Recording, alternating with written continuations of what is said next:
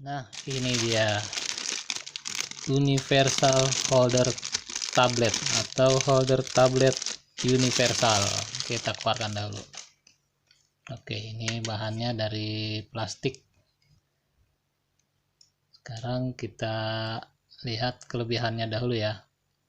Jadi kelebihannya ini buat saya karena dia sistemnya nggak pakai per. Dia cuma seperti ini aja, ditarik lalu dikunci. Set. Kencang. Nah, gitu. Kenapa saya katakan kelebihan, karena saya ada pengalaman kalau yang pakai per ya, misalnya nah ini kan pakai per nih, dijepit. Ini juga untuk tablet pakai per. Nah ini, jadi pernah saya pengalaman pakai handphone pakai yang per begini, mungkin karena terlalu kencang seperti tercekik jadi gitu handphonenya, touchscreen si handphone jadi nggak berfungsi. Terus ketika saya lepas 3 detik kemudian barulah touchscreennya itu normal kembali. Besoknya saya coba lagi, saya pakai lagi, nggak taunya touchscreennya nggak berfungsi lagi. Ternyata memang untuk kondisi handphone tertentu, kalau dia pakai sistem yang per begini, kadang terlalu kencang untuk si handphone, mungkin si handphone jadi agak-agak melengkung, walaupun oleh mata kita yang nggak kelihatan melengkungnya. Cuma memang ada pengaruh waktu itu dengan handphone saya ya, touchscreennya jadi tidak berfungsi. Itu aja kelebihannya. Jadi ini enak karena dia nggak pakai per, jadi nggak takut handphone itu tercekik. Nah gitu jadinya, itu kelebihannya. Oke, setelah itu kekurangan. Nah sebelum kekurangannya kita ukur dulu ini panjangnya ya. Oke, jadi panjang kalau sebelum ditarik itu adalah kurang lebih 12 cm. Nah, 12 cm. Warnanya sama-sama hitam jadi nggak kelihatan. Sekarang kalau kita tarik maksimal dia berapa senti? Oke, ini maksimal kita tarik 20 cm. Kurang lebih 20 cm. Oke, 20 kurang. Nah, itu 20 cm. Oke. Jadi itu kelebihannya. Satu kelebihan. Sekarang kekurangannya.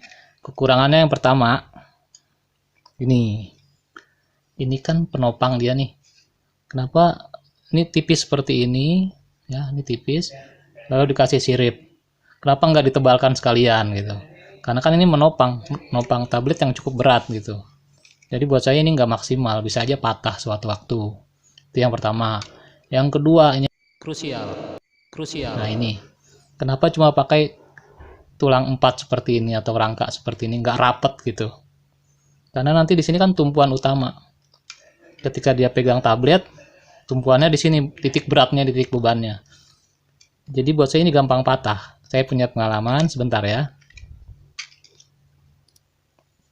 Oke, ini contohnya. Nah, ini kan tulangnya banyak nih, plus ditutup rapet, dia masih bisa patah. Nah, itu patah lah. Kelihatan kan patahnya ya. Jadi ini saya ikat dengan kawat. Padahal secara teori bebannya dia kan lebih kecil, ini hanya untuk handphone. Sementara ini untuk tablet bebannya lebih berat, lebih besar. Ini cuma tulang 4, kerangka 4 gitu. Jadi pakainya itu harus hati-hati ya.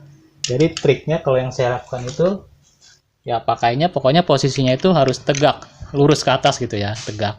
Jangan sampai dia diposisikan miring seperti ini. Karena kalau udah miring, saya yakin usianya paling cuma 3 hari bakal patah ini. Karena miring itu beban tertumpu di sini 100%. Tablet itu berat gitu. Jadi cara pakainya ya harus tegak terus seperti ini. Tegak seperti ini. Jangan sampai dia dipakai untuk misalnya miring seperti ini misalnya. Nah, kalau miring begini ya nggak kelihatan karena dari atas kameranya ya. Nah, begini miring. Tumpuan ada di sini, tablet berat, pecah, tablet juga bakal jatuh ke bawah. Jadi cara pakainya, tipsnya ya harus tegak seperti ini, berdiri, agar tumpuannya itu ini tertolong dengan landasan si tripod gitu. Jadi nggak tertumpu 100% di sini, jadi tertolong oleh ini di sini. Nah itu kelemahan yang kedua ya. Ada satu lagi, sebenarnya bukan kelemahan ya Pak, ini mah kekurangan ya. Ya ini nggak bisa muter. Kalau ini kan bisa muter nih, cengklong, cengklong, tuh, kling. kling, bisa diatur landscape, portrait, itu bisa. Nah kalau ini enggak, ini sudah mati begini paten, jadi cuma gini aja.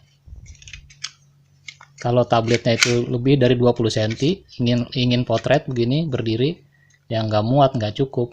Kalau mau dibiringin bisa aja, tapi bisa pecah, patah gitu kan.